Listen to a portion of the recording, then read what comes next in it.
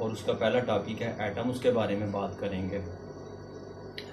इसमें सबसे पहले हम हिस्टोरिकल बैकग्राउंड पे जाएंगे कि जी जो एटम है उसका पहली दफ़ा जो जिक्र है वो डेमोक्रिटस एक ग्रीक फ़िलासफ़र था, उसने किया था और उसने वर्ड यूज़ किया था एटमोस। एटमोस का मतलब है इनडिविजिबल, यानी कि नाकाबिले तकसीम।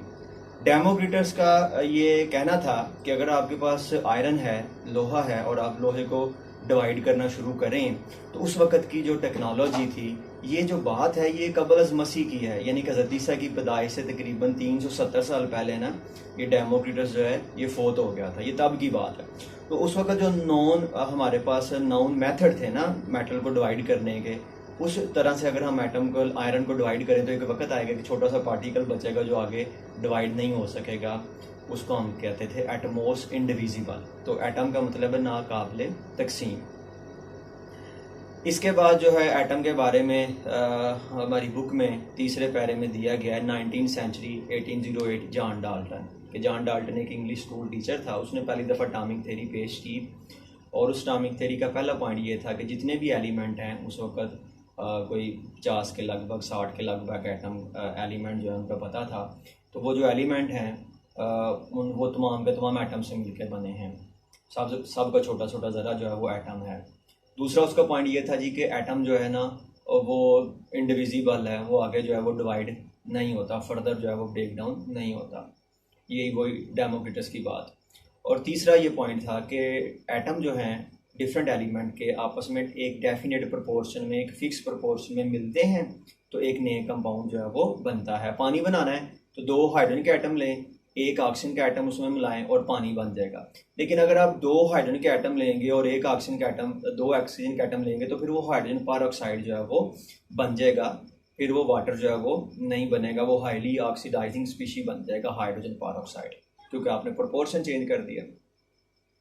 इसके बाद जो फोर्थ पैरा है उसमें एटम की डेफिनेशन है, smallest particle of an element which can take part in a chemical reaction, कि एटम जो है वो किसी एलिमेंट का सबसे छोटा ज़रा है जो किसी केमिकल रिएक्शन में हिस्सा लेता है।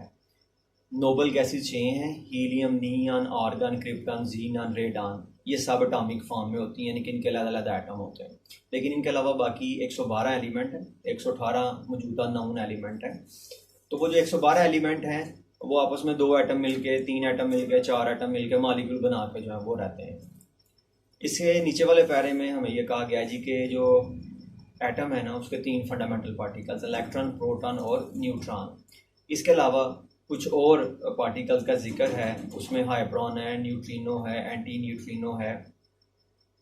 तो ये जो हैं ये पार्टिकल्स क्या हैं बेसिकली, हमने पहले इसको 9th में पढ़ा है, discovery of cathode rays, discovery of anode rays, discovery of neutron. दुनिया में एक लैब है जी, सन लैब है जिनीवा में, स्विट्ज़रलैंड में। वो जो सन लैब है वो दुनिया का सबसे बड़ा पार्टिकल एक्सेलरेटर है। उस लैब में वो पार्टिकल एक्सेलरेटर क्या, एक ट्यूब है, उस ट्यूब में इलेक्ट्रोमैग्नेट लगे हुए हैं। उस ट्यूब में आप अगर हीलियम गैस को इंजेक्ट करते हैं और हाई आरपीएम पे उसको घुमाते हैं तो जो उसकी सर्कुलर मोशन है हाई स्पीड पे, क्या होता है कि जो हीलियम का एटम है ना वो अनवाइंड होना शुरू होता है, उसके इलेक्ट्रॉन दोनों निकल जाते हैं, फैल जाते हैं। उसका जो न्यूक्लियस है वो अनवाइंड होता है, प्रोटॉन न्यूट्रॉन फैल जाते हैं। स्पीड बहुत ज़्यादा है तो उससे बाहर नहीं आते, बल्कि वो जब उससे डिस्पर्स होते हैं तो उसी जगह पे क्लाउड बन जाता है। फिर आहिस्ता आहिस्ता इलेक्ट्रॉन ओपन होता है क्वार्क्स में, लेप्टॉन में, म्यूऑन में, ज़ाइगॉन में। ये पार्टिकल्स हैं, सब एटॉमिक पार्टिकल्स हैं। इसमें क्वार्क्स का आपकी बुक में जिक्र है कि क्वार्क्स जो है वो सबसे छोटा ज़रा है, 2-3 क्वार्क्स मिल के उसमें कुछ और पार्टिकल मिलकर न्यूट्रॉन बनाते हैं। इसी तरह से प्रोटॉन जो है वो बनता है। तो हिग्स बोसॉन पार्टिकल का हमें जिक्र मिलता है। तो रिसर्च होती रहती है और पता चलता रहता है जी कौन कौन से पार्टिकल हैं। सन लैब का जो मोटिव था, पार्टिकल एक्सेलरेटर का मोटिव जो था वो ये था जी कि देखा जाए कि जो बिग बैंग थ्योरी थी, वो जो बिग बैंग थ्योरी थी कि सन से जो है वो एक एक्सपल्शन हुआ है और उस एक्सप्लोजन के नतीजे में जो है वो प्लैनेट बने हैं।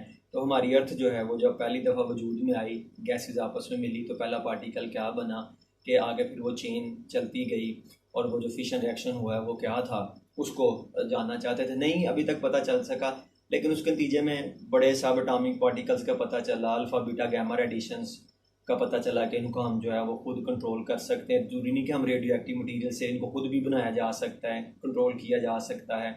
उससे फिर रेडियो एक्टिव आइसोटोप बने जो कि कैंसर ट्रीटमेंट में यूज़ होते हैं। तो ये सारे वो पार्टिकल्स हैं। आखिर वाला जो पैरा है, सेकंड लास्ट पैरा है एविडेंस ऑफ एन एटम के ऊपर, उसमें ये कहा गया है कि जे बर्जीलियस एक साइंटिस्ट है, उसकी कंट्रीब्यूशन है, दो उसकी कंट्रीब्यूशंस हैं जी, कि जैकब जॉन बर्जीलियस की पहली कंट्रीब्यूशन थी, उसने एटॉमिक मैसेज फाइंड किए थे जो कि मौजूदा एटम के जो मैसेज हैं उसके बड़े करीब करीब हैं। और दूसरा बर्जीलियस ने ये काम किया था कि उसने जो है वो एटॉमिक जो एलिमेंट्स हैं, एटम जो हैं, उनको सिंबल दिए थे जो कि हम यूज़ करते हैं। ये उसके दो जो हैं वो काम थे। इसके बाद जो नीचे वाली हेडिंग है वो है जी evidence of an atom, how can we observe an atom. Atom को ऑब्जर्व करने के लिए हम यूज़ करते हैं जी इलेक्ट्रॉन माइक्रोस्कोप। दो तरह की माइक्रोस्कोप हैं, एक है स्कैनिंग इलेक्ट्रॉन माइक्रोस्कोप जिसको सैम कहा जाता है, और एक है ट्रांसमिशन इलेक्ट्रॉन माइक्रोस्कोप जिसको टैम कहा जाता है। तो जो सैम है और टैम है, इनमें आम लाइट नहीं यूज़ करते, इनमें कैथोड रेज यूज़ करते हैं, इलेक्ट्रॉन बीम यूज़ करते हैं। तो जो इलेक्ट्रॉन बीम है वो अपने डायमीटर के हिसाब के साथ वाली जगहों से जो है वो टकराता है, बाउंस बैक करता है। उस एंगल से अंदाज़ा लगाया जाता है कि जिस जगह से ये टकरा के आया वो जगह कैसी होगी, उसमें डिप्रेशन है तो कितना है, अगर उसमें एलिवेशन है तो कितनी है, किस किस एंगल पे है।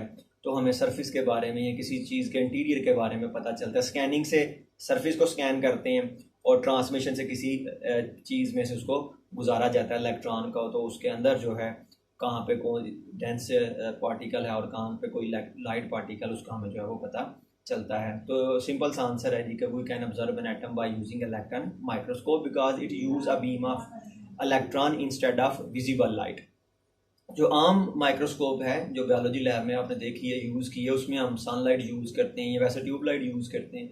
इसके अलावा एक हमारे पास जो है वो कंपाउंड माइक्रोस्कोप भी होगी जिसमें हम एक स्पेसिफिक लाइट सोर्स यूज़ करते हैं, सोडियम लैंप यूज़ करते हैं जिसकी एक स्पेसिफिक वेवलेंथ है, एक ही वेवलेंथ है, उसको हम यूज़ करते हैं। इसके बाद हमारे पास कुछ अब MCQs हैं हमारी बुक में लिखे हुए कि जो एटम है उसका डायमीटर 0.2 नैनोमीटर है, या मीटर में बात करें तो 2×10⁻⁻10 मीटर है।